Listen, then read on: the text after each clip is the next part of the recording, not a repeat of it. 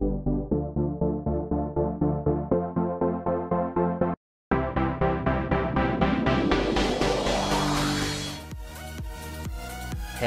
what's up guys, it's Zaptrocity, and we're back with some more Minecraft Infinity, oh yeah. So, it's the Christmas holidays, so I'm going to be pre-recording a bunch of stuff, but anywho, we better get on to today's episode. Now, last time we were working on some ideas for our random bat horse minigame. That sounds really weird. Bat horses. Alright, that should be a brand new type of animal. Anyways, oops, I just ruined everything here. So, I wanted to begin by starting to lay out some areas and for our first minigame, and I think since we've got this place already laid out, like we've got this big open area, let's start in the corner, so maybe around here-ish. Looks good enough to me. And these will be our first blocks. Right. So, I'm gonna lay some of this out, but before we finish this off, I gotta go show you guys something. I gotta show you guys something quite amazing. It's by a guy named Apple. We all know him because he made that awesome command block shop idea before, and he's got another idea, and I have to just show you guys what it is. Alright, so Mr. Apple has come up with another awesome creation, and this is the creative only door that I made in the last episode, and he has modified it to a one wide design. It is pretty awesome, man.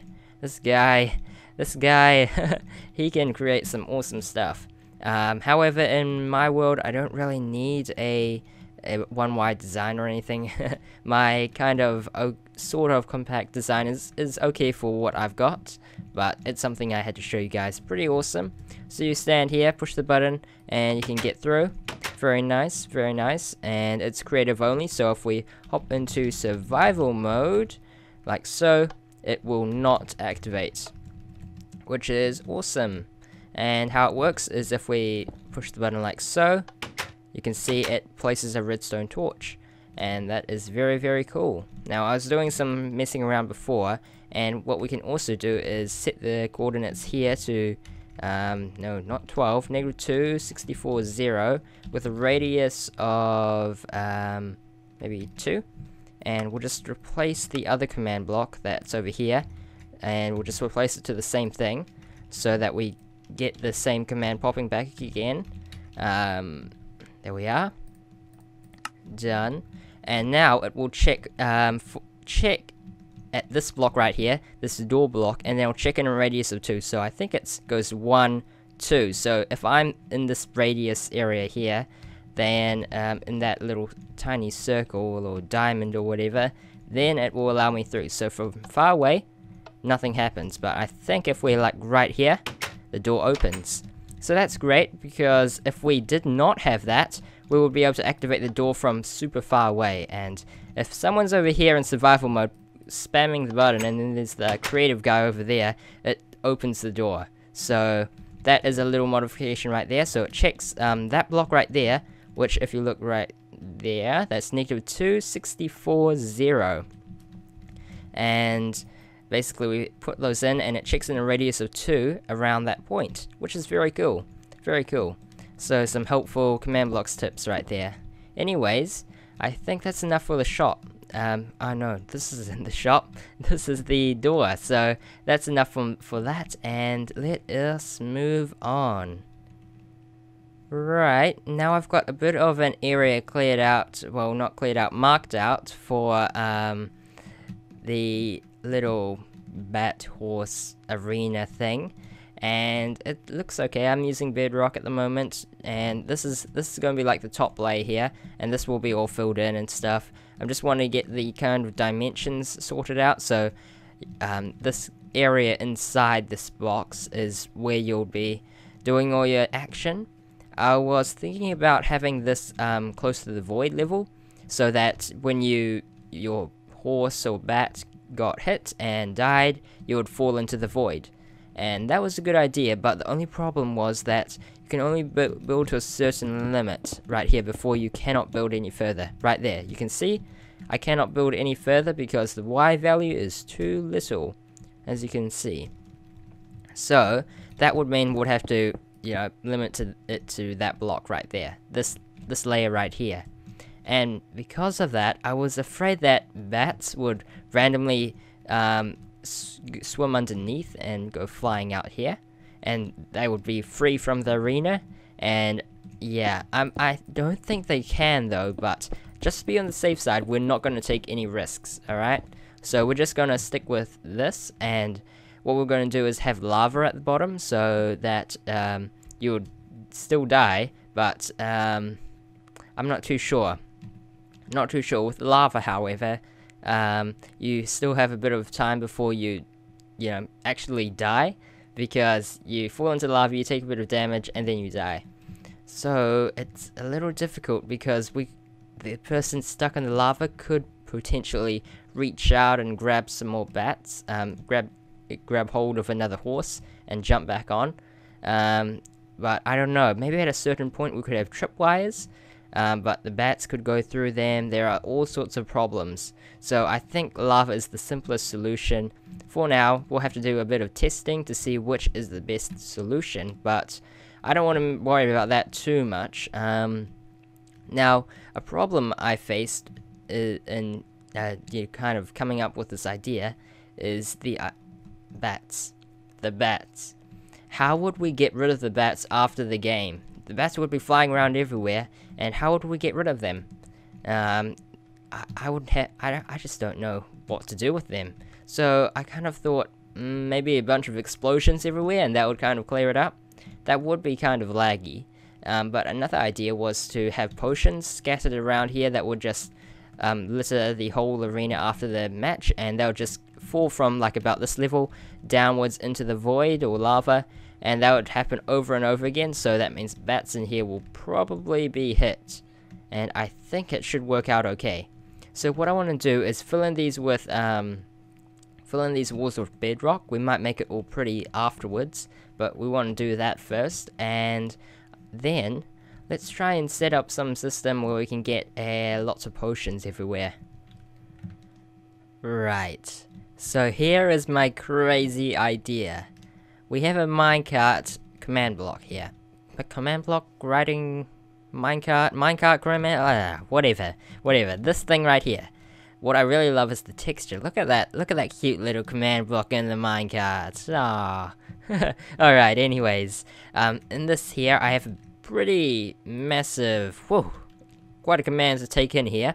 And basically what it does is it summons a thrown potion. So if I do that, summon a thrown potion with stuff like that, and it'll basically just summon a potion, like so.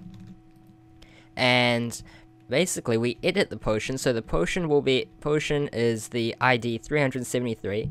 That's any potion, and we just want one potion to spawn in, and that's going to be a damage value there, tells us what type of potion it is, and 16417 is the ID for a regeneration potion, so it's going to look pink.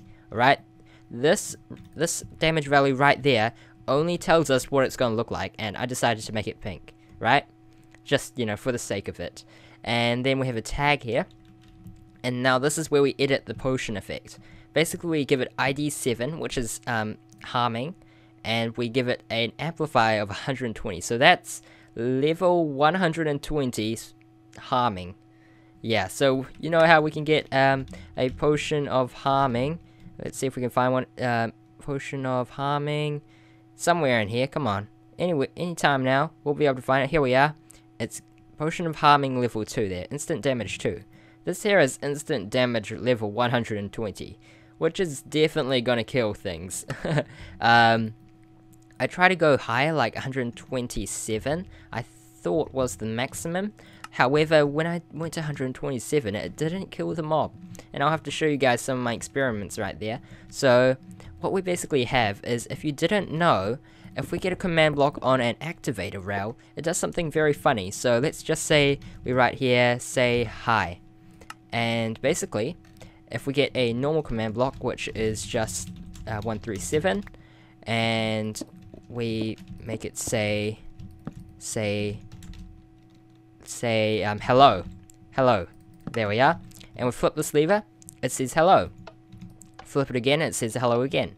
And so on and so forth. However, on an activator rail, when we do this, it says it over and over and over again. You can see right there, it's basically like a clock. And that was quite interesting. So, we'll use this idea to make potions constantly spawn in. And basically, I'm guessing you guys can see where this is going. But basically, when we fire this off, it's going to summon a bunch of potions along there like so. And basically, it goes back and forth, And imagine a bunch of these coming back and forth, over and over again for pretty much every single block. Now, what I did have to do is put some powered rails there so often, and that's something I couldn't avoid. So I may have to do something a little crazy, like have 2 layers, and this one will just spawn in some more potions in the blocks where I missed, or have like a second layer, because there is a little bit of a delay between each one. But as you can see, that's pretty awesome. We stand underneath it and we get hit with it.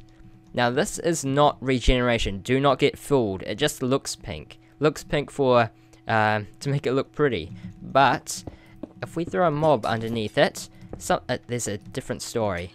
There goes the mob. No regeneration there, it's an instant kill. So let's just throw a bunch of pigs around, and boom, instant death.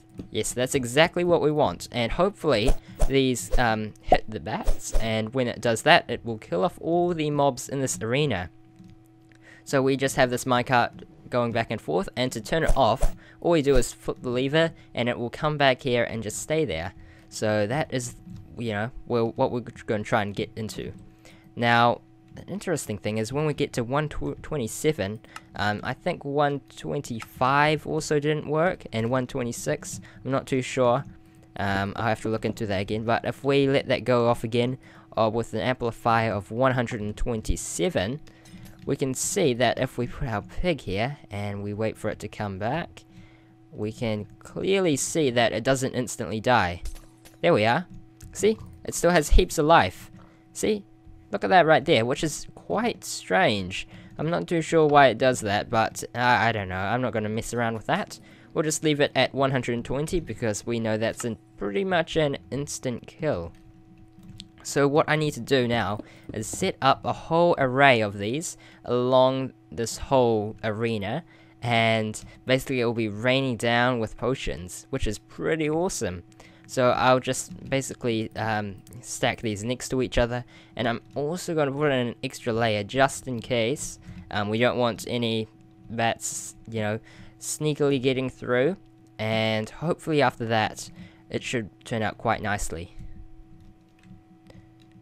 Yes, my good old friend MC Edit helped me out on this one, and look at this. This is pretty amazing, man. If I did this by hand, it would have taken me hours, but I have got this set up quite nicely. Another awesome thing was that the command block minecarts were also copied, and since it does things relative to the command block, I don't have to adjust the coordinates of everything. I just kept everything the same. So what I did is I now have it set to, it goes down by 1.5 blocks and across by a half. That's just to try and get some spacing to try and maximize the amount of area as possible. But if we set this off, we can hear a ton of noise. Oh, not much noise this time. If we get close enough, I think we can hear a lot of minecart noise. Oh, I guess not. Huh, that's very strange, but look at that. Whoa, look at those potions go. Oh my word. Man, they do sometimes hit the side of this wall here, and the other side there, and that is kind of a problem. I mean, I can easily change that. I just need to get rid of the activator rails at the end, because I think there's more than enough potions hitting the end right there. Yeah, that's more than enough. And over here, was there anything else I needed to say? No, not really. You can just watch this in amazement. As you can see though, you can see that there are little gaps between the potions, and you can kind of notice them. It is very unlikely that a bat will fit through them, though. They can. I've did some testing, and they occasionally fit through there, but it's a very, very low chance that they'll survive this, like 3 times. If this goes back and forth about 3 times, the bat is usually dead by then. So we can do a bit of testing right here. Throw in a bunch of bats, and you can see quite clearly that they die. I don't think I have it set up. I'm just missing one on this side, but all in all, this works out pretty nicely. Just throw in a bunch of bats, and watch the rain of terror come along. See those potions? They kill most of them. See, there's some survivors. That one's a really lucky one today, and it will die this time, however. And there it goes. Right. So there is a bit of space issue, so they can kind of still survive. It's quite unlikely. Like if I stand in the right spot, I think, or if I fly through just at the right angle, like right there, you can survive. Which is, I guess, kind of a pain, but most of them die in the end. And having one or a few left over, I guess isn't going to make a big difference. I could mess around with some spacing, or I could add another layer and stuff, but nah, I think this looks pretty awesome. It's pretty awesome. Down here, I thought it would be a bigger problem, as the potions have a larger gap, but it seems to be working fairly alright. So if I do this, and we just spawn in a couple more bats, you can see right there, they usually die. Oh, these ones are under the void. Oh wait, this isn't the void. Ah, silly me. And it looks like it should work out quite nicely. Pretty nice. Look at that. Yep, I'm pretty satisfied with the result right there. That's a lot of nice potions, and it isn't causing an extreme amount of lag on my computer. Still there, with the recent update, I've been noticing a big frame drop for me. But I'm still getting like 60 or so frames, which is pretty alright. But with the recent lighting updates and transparency updates, yeah, I'm noticing a significant difference. Anywho,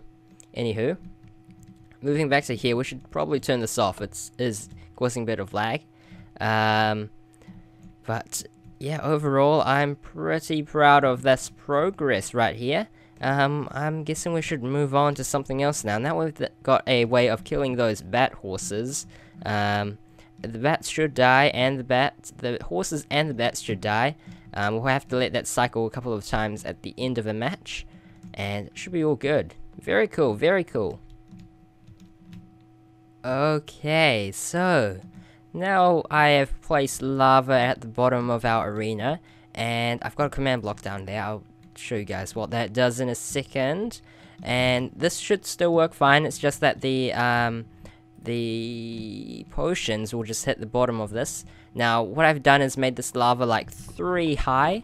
So if we take a look on the outside here, this isn't actually the bottom. There's actually quite a lot of lava. So all of this here is lava, as you can clearly see. And that is just to prevent people from trying to swim back up onto their horses. So they'll be like fall down quite some time, and at the bottom of this lava, it's quite difficult to swim up, as you can see right there. I'm holding spacebar, and by the time they reach the surface, they're probably dead. So that's a pretty nice thing. May even increase it some more to prevent them still from swimming upwards. Hopefully it will work. Another problem I'm facing with this lava solution is the flying bats, the flying horse bat thingies. So we got this command right here, and as you can see, there are some problems. They like to kill themselves, they like to suffocate in walls. Yeah, doesn't turn out all that good. So yeah, that is a big problem. And another problem is, how the heck are you supposed to get onto a flying horse? Yeah, when the game starts, where are you going to spawn? How are you supposed to get onto a flying horse? Because we can't just spawn one in, and then you hop onto it, and then it starts flying on afterwards. It doesn't work like that. These bats like to roam freely around, and like to crash into walls, and fall into lava, and all of that. Yeah, so this has some serious issues. I'm not too sure how to exactly do this. I was also thinking maybe at the bottom we could have like pressure plates, which would basically trigger when someone stands on them. That could also kind of work, but again, bats. I don't think actually bats. Do bats trigger trapwires? Oh, but horses could. Yeah, if a bat gets hit and then the horse falls down. Yeah, problems. Still thinking about it. I think the lava issue should be actually okay because I think we'll just have a continuous spawner summoning more and more horses in, and hopefully we can get it to a good amount so that the amount of horses being spawned in is about equal to the amount dying. So we'll spawn like in one every time, and when one dies we'll have another one spawning in, you know, just to balance it out, as you can see, because there will always be ones dying and stuff. A thing is, they love to run into the walls. They love the walls. So I'm thinking I may have to change the walls to like glass or something. That might be okay. I'm not too sure about it because you'll be able to see all the redstone and stuff. But I'm not too sure. I might make this all pretty and stuff with clay and make like a big painting and stuff. That could also look cool. It's very difficult trying to experiment with this stuff. Oh, I also could use transparent blocks, like lots of stone brick stairs, and just fill it in. And this looks like a full block from the outside, but it's actually a transparent block, and a transparent block shouldn't kill the horses. So hopefully that's an idea. But to solve the problem, that's to solve that problem with the horses dying in the wall and stuff. And to solve the problem of trying to get onto a horse, what I'm going to do is we'll have, at the beginning of the match, we'll have a layer of bedrock or something just on the floor. And basically you have to go find your horse. I think we'll have a bunch of these on the ground so you can easily hop onto one as soon as you spawn in. So that we'll just have constant spawners inside, and then like after 30 seconds the floor will disappear, so you have 30 seconds to get onto a horse. And I think that's a pretty nice idea. Now at the top, we don't want any void fog or anything, so I'm thinking most of this top is going to be made of glass. I might actually go a couple blocks higher, just in case of the potions. So let's place it here, and let's see if this is okay. And we'll double check if that is okay with these potions. Let's see. Right, it looks like that's okay. How about if we put it a block lower? Let's see if that will work, or if it will. Yeah, that did not work, so we'll have to cap it off at this height, and hopefully if there's a bat this high anyways, it will die. Yeah, looks like it dies. Yeah, maybe. Yeah, we're gonna leave it like this, and I'll have to fill that all in with glass.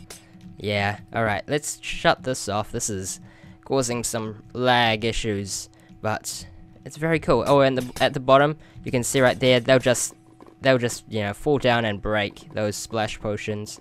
So I think it's turning out quite nice, very nice. So now I need to set up a system to basically have a big layer of bedrock or something, or maybe glass would be better. I think a lot of glass would actually look nicer. So we will have a bunch of glass at the bottom before the match begins, and I think that will be pretty cool. Alright, so I think it's about that time of the episode.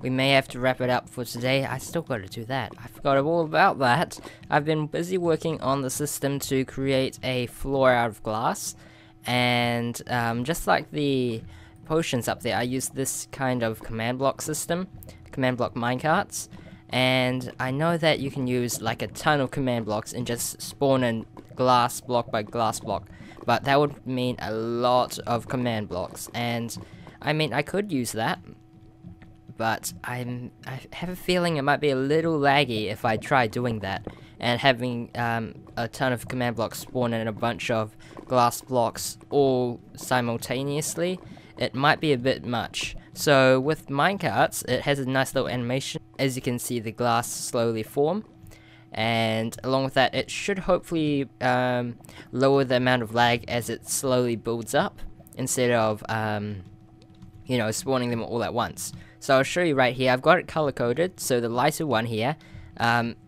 does the glass, and the other one turns it back to air.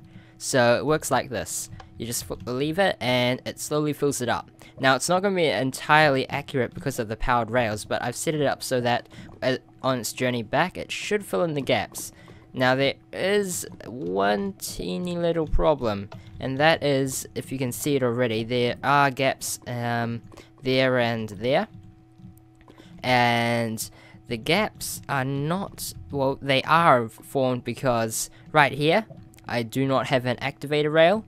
Right, as you can see right there, there's no activator rails here, and that's just to prevent it from doing any more funny business. Because if I put an activator rail here and the command block comes speeding down here, what happens is, usually with a activator rail here, the command block actually fires like right here, and it can actually put a glass block right there instead in the wall, which we don't really want. So I've been trying to avoid that, but I think I've been messing around with the powered rail setup too, and maybe, just maybe, if we put those back in, it could finally work. But let's do the air, set to air, and this should work out quite nicely too. Is this the air one? Oh, I think this is the wrong one. No, this one's not the air one. This one's for the block placement. Whoops. Alright, let's fill these activator rails and see if this changes anything. Let's see. So it looks like at the end there we've got a glass block. Do we have one in the wall though? We do, see? Got one in the wall. That is very annoying. So yeah, that is a annoying problem with that. If you guys do have a fix, do let me know. Chances are though I won't be able to fix it up straight away because this is pre-recorded. Next episode will be pre-recorded too, I believe. Why do I want these? I'm gonna put them back there. There we are. Hopefully that fixes some things up. I'm not too sure though. It should be okay. Alright, and let's do the clearing up for the air. And as you can see, that does its job quite nicely too. It does, you know, need to take its time to go back and forth. Got to replace this with the powered rails too, I believe. Yeah, it doesn't seem to work out all that well in my favor. Ah well. It was worth a shot anyways. Let's turn that thing off. Right, but I think we've done some pretty nice progress so far on the arena. Quite boring, but hopefully we can change that. And I will need to copy this over a couple of times, and hopefully we can get started on some of the logic of the game. Maybe we can put in some buffs and the actual game itself. But we've got most of the, you know, stuttering over my words here. We've got mostly the basic things sorted, so I think it should be all good. I want to do an outline here because, you know, OCD just needs to be flush, flat, and all that. Much better, much better. Alright, well, I'm going to be busy, guys, off camera, and until next time, take care. I'll see you guys in the future. Bye bye.